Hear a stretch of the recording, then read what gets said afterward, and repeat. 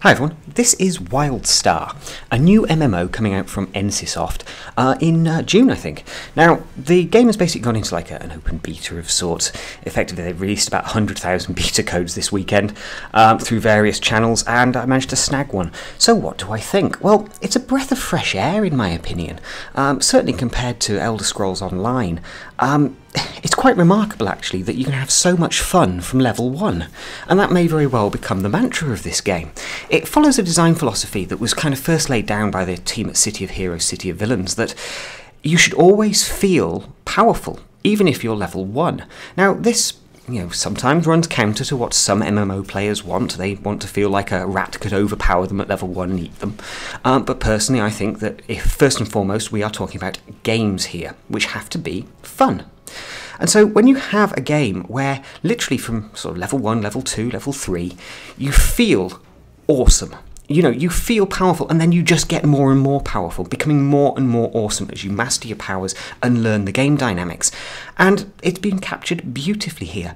Now, the game uses a very kind of World of Warcrafty style to its artwork, and that works quite nicely. It's very much as like a sci-fi western is kind of how I would position it, I suppose you could say. So your standard archetypes are there, your tanks, your healers, your damage dealers, but people can kind of change their loadouts so that anyone can become a tank, anyone can become a healer, and anyone can become a damage dealer. And you can flip those out, before fights, for instance.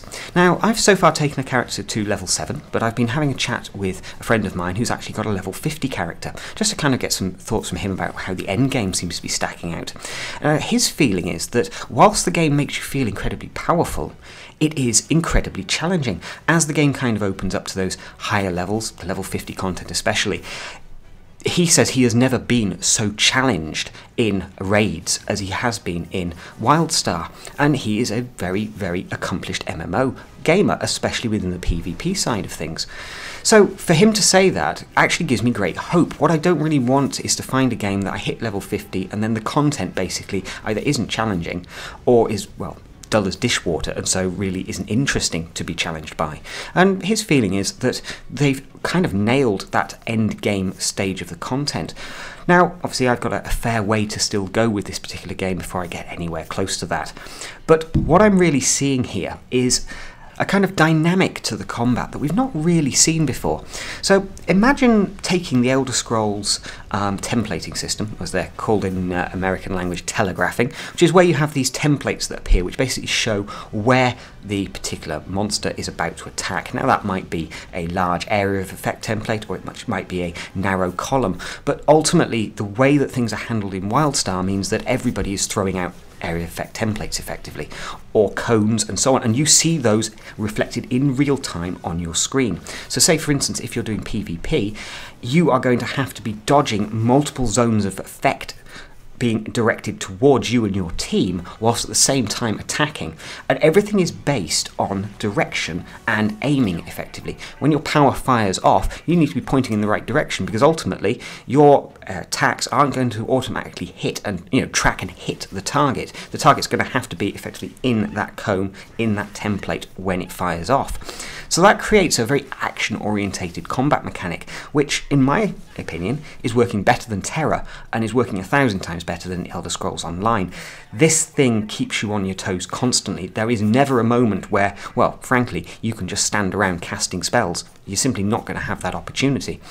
Certainly not if your opposing team is playing well anyway. And that also works down in the PvE and the dungeon content also, where every kind of mob seems to be throwing out various types of templates, and you're having to keep on your toes, repositioning, attacking, dodging, and repositioning again. And so overall, what I'm seeing from the combat mechanic in WildStar is very, very encouraging. How entertaining it's going to be over the long haul, that I'm not so sure. I'm going to have to play a lot more of WildStar to kind of figure that out. But the graphic style, the kind of sci-fi-ness of it, and if you kind of think that you're taking kind of World of Warcraft, and in some respects you're taking City of Heroes, Tabula Rasa, and trying to think of the other games, Star Wars, The Old Republic, and you kind of fuse that together, And what they've created is very, very accomplished, certainly considering how atrocious the Elder Scrolls Online beta was before launch and the problems they've had with the early stage content post-launch. So far, it looks like the quality of the content that we're getting here in WildStar Online, through the first few levels at least anyway that I've played, is very, very well polished. I've not encountered a single mission that I couldn't complete. I've not encountered any game crashes. I have not encountered any bugs that stopped my progression in any way or frustrated me. That is a remarkable thing for a game that is effectively still in beta and still has 3 months to go. ESO still doesn't have some of its early stage quests fixed yet, and it's been out for what, nearly 3 weeks now? You can kind of see the difference in approach between a company who has a foundation going back over nearly a decade now in massive multiplayer online gaming at NCSoft, and how they treat their player base, how they approach development, beta testing and so on, and the guys at Elder Scrolls Online who basically are rookies, and it kind of has been coming through more and more over the last couple of weeks that they haven't really got a good handle on the code base. The game-breaking bugs aren't being fixed quickly enough, and ultimately they seem to be causing more problems than they are fixing these days at Elder Scrolls Online. And so I am certainly very encouraged by what I see of WildStar. The gameplay footage doesn't really do justice, I think, to how fast and furious this combat system actually is, and how dynamic it can be as well. Now, obviously, this game isn't out till June. There is still everything to screw up. But what we're seeing so far is very, very encouraging. Now, I'm going to have a chat with my friend because he's actually given me access to his level 50 character. So I'm going to see if he'll allow me to capture some gameplay footage from the top end of the game. Just need to find out what the NDA situation is like there for him. But hopefully we'll be able to bring you some, some of the high-level dungeons and also some of the kind of level 50 raid content and PvP content as well, so you can have a look at that and contrast it to how the early levels start off. Now, one thing actually I will say is the power set here, your active power set, is somewhat limited, but not as limited as Guild Wars or Elder Scrolls Online. Essentially, you have a choice of 10 powers available to you at any one time, but obviously lots and lots of different variations that you can swap out before a fight and so on. So you can really tune yourself to exactly what kind of playstyle you're looking for. So for instance, you could have a tank build, a healer build and a DPS build.